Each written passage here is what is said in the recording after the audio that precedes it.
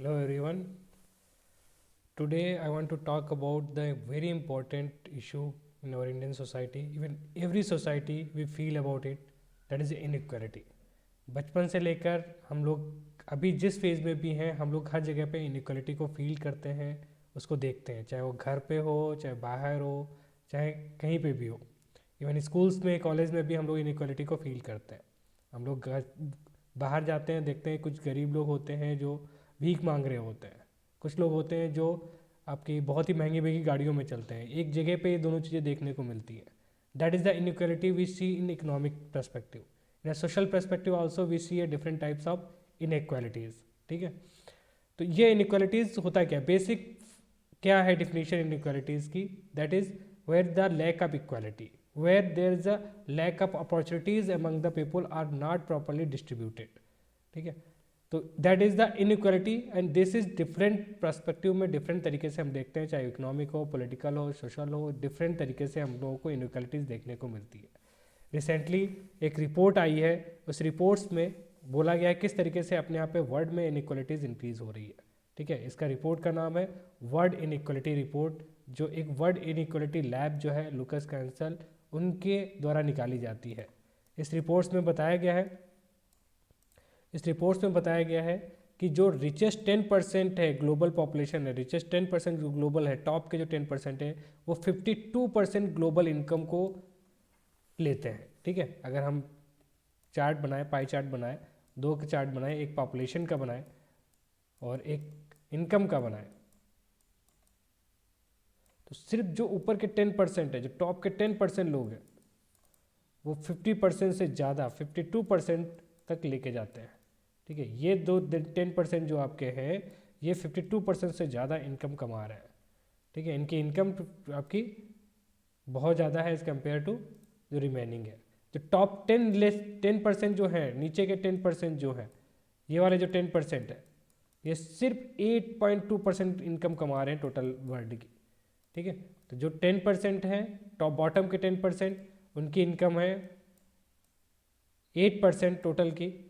Bottom के 50% की बात करें, पोरेस्ट हाफ की बात करें पॉपुलेशन की, वो 8.5% है। अगर ऊपर के 10% की बात करें, अगर ये पॉपुलेशन का चार्ट बनाऊँ मैं और ये आपका वेल्थ का चार्ट बनाऊँ या इनकम का चार्ट बनाऊँ, तो ये 10% लगभग 52% इनकम कमा रहे हैं, और जो रिमेनिंग के 50% है, इनका सिर्फ 8.2% कंट्रीब्यूशन आ रहा है। ठीक है, इनका कंट्रीब्यूशन इतना है और इनका कंट्रीब्यूशन इतना है। ये दिखा रहा आपका इनकम में कितना इनइक्वलिटीज़ है।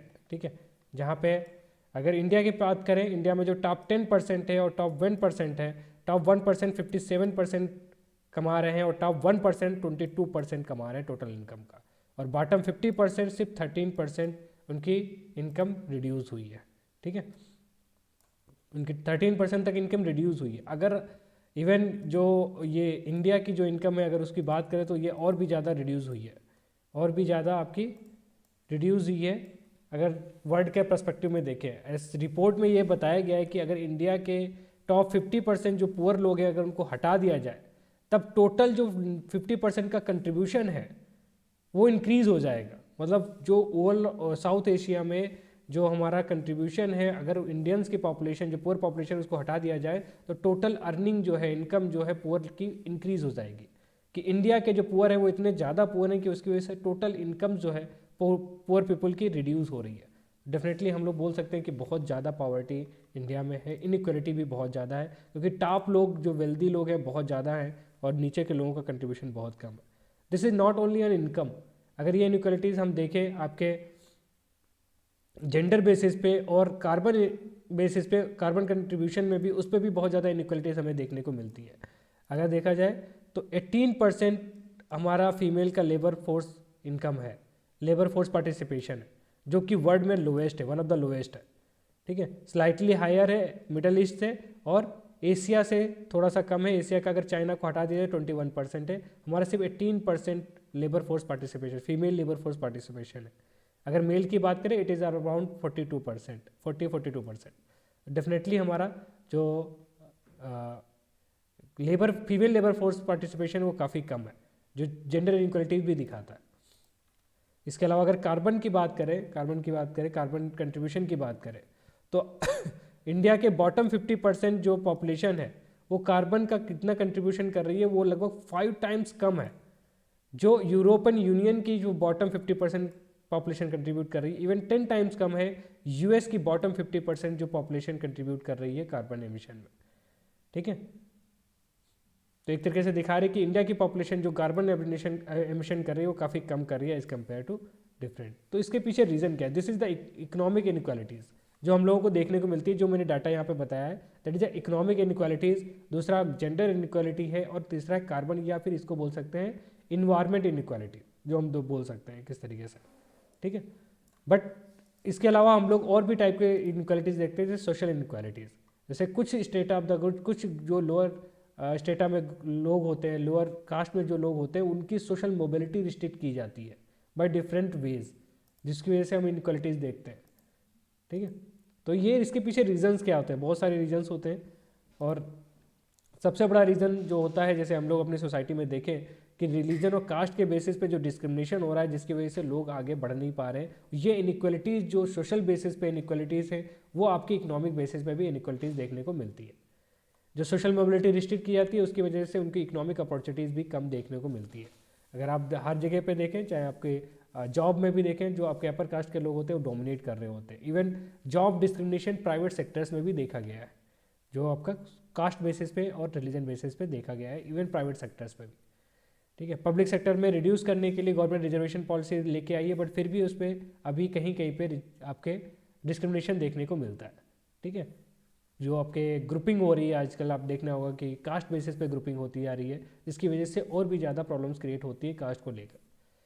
Over the period of time ये देखा गया कि कास्ट का एनिहिलेशन का जो पर्पस था गवर्नमेंट का, वो फुलफिल नहीं हो पा रहा। अभी भी कास्ट बेसिस पे डिस्क्रिमिनेशन कंटिन्यूसली होती जा रही है। अगर मैनुअल स्क्रीनिंग की बात करें तो वो नीचे के लोअर कास्ट के लोग ही करते हैं, कभी भी उसमें अपर या मिडिल कास्ट के लोग नहीं होते। इवन दो अभी क्लास के बेसिस पे भी इनइक्वालिटीज़ इंक्रीज़ हो रही है। अगर आप देखेंगे कुछ लोग अपर क्लास के लोग जो होते हैं, जो ज़्यादा अमीर होती हैं, वो लोअर क्लास के लोगों में बहुत ही ज़्यादा प्रॉब्लम्स क्रिएट करते हैं। वो क्लास बेस्ड जो डिवीज़न है, ये कंटिन्यूसली इंक्रीज़ होता जा रहा है।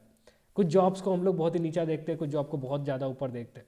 ठीक है, कुछ कम्युनिटी को हम लोग बहुत ऊपर देखते हैं, कुछ कम्युनिटी को नीचे देखते हैं।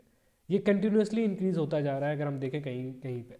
तो इसके पहला रीज़न जो है हमारी सोसाइटी में जो डिवीज़न किया गया है कास्ट के बेसिस पे, रिलीजन के बेसिस पे, जो डिवीज़न ऑलरेडी है, ये डिवीज़न फर्दर इनइक्वालिटीज़ को इंक्रीज़ करता है।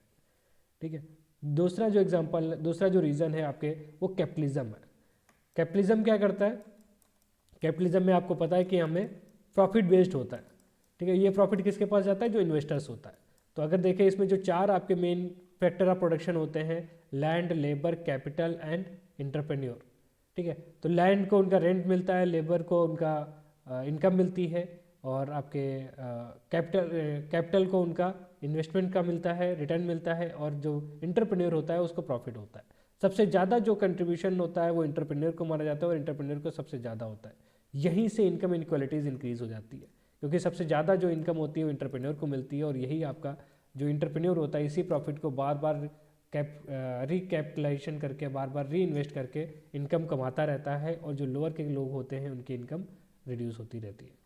ठीक है, तो ये capitalism is also one way of the inequality. Capitalism भी एक तरीके से इनइक्वालिटीज करती है। तो इसके सोल्यूशंस क्या है? पहला सोल्यूशन है कि हमारा जो जीडीपी का ग्रोथ है वो ज़्यादा होना चाहिए। जो हम लोग 1991 के बाद में देखा है कि जीडीपी ग्रोथ तो हो रही है, इनइक्वालिटी भी हो रही है, बट जीडीपी की ग्रोथ होने की वजह से बहुत से लोग ऐसे हैं जिनके पास में पहले इनकम नहीं होती थी, अब इनकम आने लगी है। भले ही आपका गैप इंक्रीज हुआ है दोनों के बीच में, बट अल्टीमेटली दोनों ऊपर हुआ है। एक थोड़ा ज़्यादा ऊपर हुआ है, थोड़ा कम ऊपर हुआ है, तो गैप इंक्रीज हुआ है, बट अल्टीमेटली दोनों ही ग्रो हो रहे हैं, दोनों के पास में इनकम आ रही है। तो जाहिर सी बात है, सबसे पहले हमारा जीडीपी ग्रोथ रेट ज़्यादा हाई होना चाहिए। जीडीपी की जो पाई है वो इंक्रीज़ होनी चाहिए, ताकि हर एक पर्सन को, लोअर से लोअर पर्सन को ज़्यादा का ज़्यादा इनकम इंक्रीज़ हो। सेकेंड जो होता है, इंक्लूसिव ग्रोथ होनी चाहिए। गवर्नमेंट ऐसे मेजर्स लेने चाहिए जहाँ पे हाई इनकम वाले लोगों के पास में ज़्यादा टैक्स का कलेक्शन करे, और लोअर इनकम वालों को ज़्यादा सर्विसेज प्रोवाइड कराए। इसमें गवर्नमेंट डिफरेंट मेजर्स लेती है, डिफरेंट स्कीम्स चलाती है, जो गरीबों के लिए होती हैं, जो डायरेक्टली उनको कंट्रीब्यूशन, उनके बेनिफिट में फ़ायदा आती है। तो ये इंक्लूसिव ग्रोथ का जो है उसको और डीपली इंक्रीज़ करना चाहिए, इसमें फाइनेंशियल इंक्लूजन भी आएगा, आपका इकोनॉमिक इंक्लूजन भी आएगा, सोशल इंक्लूजन भी आएगा। सारी चीज़ें गवर्नमेंट जब मेजर्स लेगी तभी उसमें होएगा। और इसके अलावा भी सबसे इंपॉर्टेंट पार्ट जो उन्होंने बोला है इस आर्टिकल में, जो बोला है कि हमारे पास में डाटा होना चाहिए। डाटा जब तक नहीं होगा तब तक गवर्नमेंट उस पर प्रॉपरली एक्शन नहीं ले पाएगी। जो इनइक्वालिटी का डाटा है वो प्रॉपर होना चाहिए, तभी उस पर गवर्नमेंट इनइक्वालिटी उस पर एक्शंस ले पाएगी। ये जो इनइक्वालिटीज़ हमने डिस्कस की ये फर्दर अभी और इनहेंस हो रही हैं। अगर डिजिटल वर्ल्ड में देखें तो डिजिटल इनइक्वालिटीज़ की वजह से और भी ज़्यादा इनइक्वालिटीज़ फैल रही है। लोगों के पास में हम लोग बहुत से लोग इंटरनेट कंटिन्यूसली यूज़ करते हैं, बहुत से लोगों के पास में mobile phone, smart mobile phones नहीं है। फीमेल्स की बात करें तो जेंडर बेसिस पे भी डिजिटल जो वर्ड है वो उनकी जो एक्सेसिबिलिटी है वो जेंडर बेसिस पे कम होती है। कुछ लोग ज़्यादा एक्सेस करते हैं, कुछ लोग कम एक्सेस कर पाते हैं। फीमेल्स को कम एक्सेस करने को मिलता है, मोबाइल फ़ोन भी, इंटरनेट भी। ठीक है, तो ये तभी मेजर्स ले पाएंगे जब हम सोसाइटी में जो हमारे पहले से स्टीरियोटाइप्स बने हुए, प्रेजुडाइज बने हुए हैं उनको रिड्यूस करेंगे। गवर्नमेंट एक पॉजिटिव रोल प्ले करेगी इन इनइक्वालिटीज़ को रोल करने में, रिड्यूस करने में। और हम लोग भी प्रॉपर लीडर चूज़ करेंगे जो इस इनइक्वालिटीज़ को कम करने के लिए डिफरेंट मेजर्स लेंगे। हमारी पॉलिटिक्स भी एक तरीके से इस इनइक्वालिटीज़ को फर्दर इन्हेंस कर रही है, क्योंकि हम लोग ग्रुपिंग कर रहे हैं, पॉलिटिकल पार्टीज़ को सपोर्ट कर रहे हैं कास्ट बेसिस पे, इनइक्वालिटी बेसिस पे। ठीक है, तो इस तरीके से हम बाय टेकिंग प्रॉपर मेजर्स हम लोग इस इनइक्वालिटीज़ को रिड्यूस कर सकते हैं। बट इसके लिए हमें ज़रूरी है सब लोग एक साथ मिल के डिफरेंट वे में काम करें। NGO भी इसमें काम कर सकते हैं, गवर्नमेंट भी काम कर सकती है, और हम पब्लिक भी आपस में मिल के इसको काम कर सकते हैं, तभी ये इनइक्वालिटीज़ डिफरेंट सेक्टर में कम होएंगे। Thank you everyone.